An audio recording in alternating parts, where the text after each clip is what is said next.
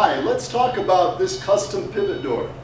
The overall size of this pivot unit is about 7.5 feet wide by 10 feet tall. The actual pivot door is 4 foot wide by 8 feet tall. The pivot door itself is surrounded by this side light on either side and then a transom. And I really like the way that the intersecting corners create a really nice square. I think that's a really nice touch.